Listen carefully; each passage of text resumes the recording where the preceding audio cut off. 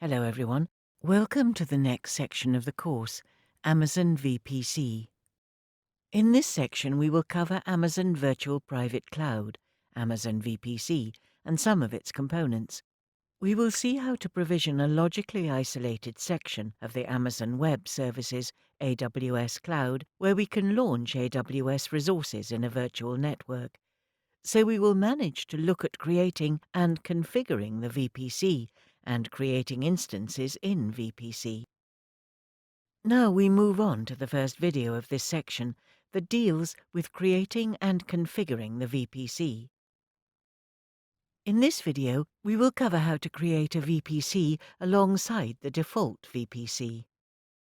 There are two different ways to create VPC. We will discuss both in some detail. Let's start by creating VPC using a wizard. Creating VPC using a wizard is the easiest way to create VPC.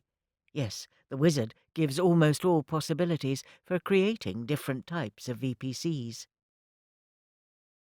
First, navigate to AWS portal by using the URL aws.amazon.com. Click on Sign In to the console button and log in using your valid credentials. As you can see, I am already logged in. Then click on Services. Go to Network and Content Delivery section. Click on VPC. Click on Start VPC Wizard under VPC Dashboard. You can create VPC in 4 different ways with the wizard. First is VPC with a single public subnet. Second is VPC with public and private subnets. VPC with public and private subnets and hardware VPN access. The last option is VPC with a private subnet only and hardware VPN access. Let's see how to create a VPC with a single public subnet. Suppose you want to run your instance, IaaS, or Elastic Beanstalk, PaaS, in an isolated environment of AWS Cloud. However, you want to access those instances using the Internet. To achieve that, we need to perform a few steps. In the VPC with a single public subnet section, click on Select button. By default, this VPC comes with 65,531 IP addresses and a public subnet with 251 IP addresses available. You can change the availability zone, subnet name, and hardware tenancy if you want in this configuration. You can also create a service endpoint for AWS DynamoDB and Amazon S3. In our case, we will give it a name as Packed VPC. And click on Create VPC. Monitor the progress of VPC creation in VPC Dashboard. Once VPC is successfully created, click OK. Click on your VPCs in the left sidebar to verify the newly created VPC using the wizard. So we click on Packed VPC and view the detailed summary. You can start creating instances in the subnet that will be accessible through use of the Internet. This leads us to the question of security. In security, you can configure security groups with inbound and outbound rules, and you can also utilize network ACLs. To delete the VPC, just select a VPC and click on the Action button. Select Delete VPC option. You are asked for confirmation. In our case, there is nothing inside the VPC yet, so we can go ahead and click on Yes, Delete.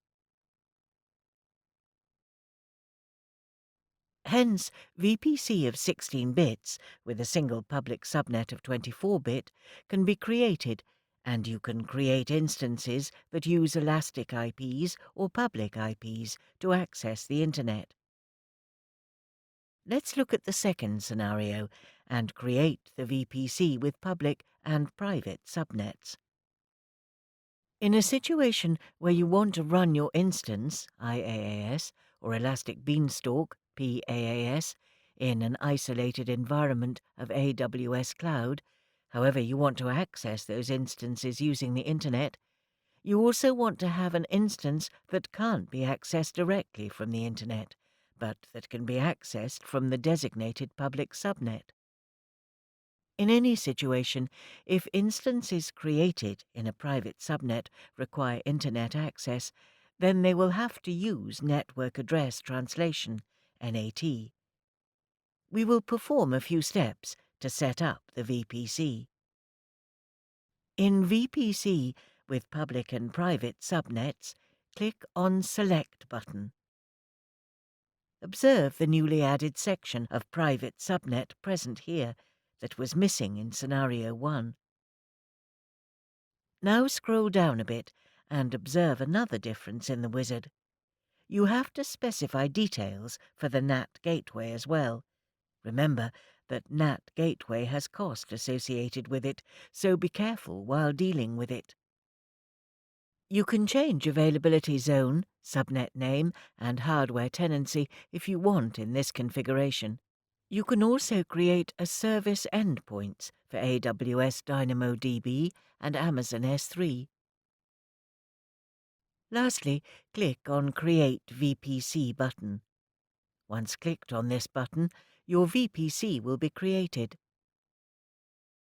Hence, a VPC of 16 bits with 2 subnets of 24 bits can be created, and you can create instances that use elastic IPs or public IPs to access the Internet in public subnets, while instances in the private subnet can use the Internet via the Network Address Translation, NAT. Utilize Network Address Translation, NAT instances in a public subnet to enable instances in the private subnet to initiate access to the Internet or other AWS services. However, it doesn't allow inbound traffic. The major difference is that it is managed by users, while NAT Gateway is managed by AWS and is highly available. Next, let's look at how to create a VPC with public and private subnets and hardware VPN access. You want to run your instance, IaaS, or Elastic Beanstalk, PaaS, in an isolated environment of AWS Cloud. However, you want to access those instances using the Internet. You also want to have an instance that can't be accessed directly from the Internet, but can be accessed from a designated public subnet. Additionally, you want to extend your existing data center to Amazon VPC by creating an IPsec virtual private network VPN connection between them. In VPC with public and private subnets and hardware VPN access option, click on Select button. Here you can observe the newly added section of private subnet that is present in this case, but that was missing in scenario 1. You can also create service endpoints for AWS DynamoDB and Amazon S3. You can change the availability zone, subnet name, and hardware tenancy if you want in this configuration. So we will give it a name as Packed VPC and click on Next button. Here you need to provide configuration details for your VPN router or customer gateway. In brief, to configure a site-to-site IPsec VPN to the Amazon AWS VPN gateway, make sure that you have already created certain configuration. First, create a virtual private gateway. Then, create the customer gateway.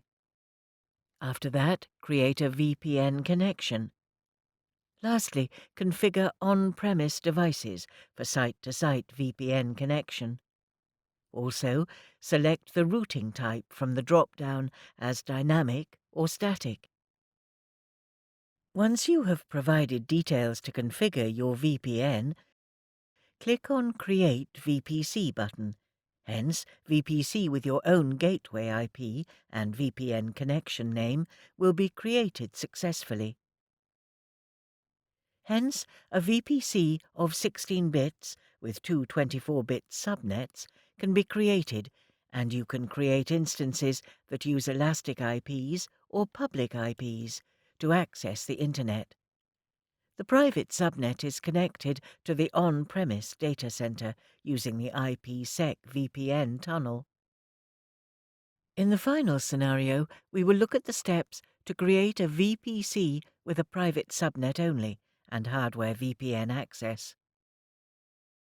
In this scenario, you want to have instances that can't be accessed directly. Additionally, you want to extend your existing data center to Amazon VPC by creating an IPsec VPN connection between them. So, let's see how we can achieve it. In VPC, with a private subnet only and hardware VPN access, click on Select button. Here you can change the availability zone, subnet name and hardware tenancy if you want to in this configuration. You can also create a service endpoints for AWS DynamoDB and Amazon S3. Only the private subnet section exists in this scenario. On clicking the Next button, you will be navigated to the Step 3 that is Configure your VPN page. Here, you need to provide configuration details for your VPN router or customer gateway. Once your VPN is configured, you can click on Create VPC button. Hence, a VPC of 16 bits with a single subnet can be created. The private subnet is connected to the on-premise data center using the IPsec VPN tunnel. Great! In this video, we covered all 4 scenarios to create VPCs using wizards.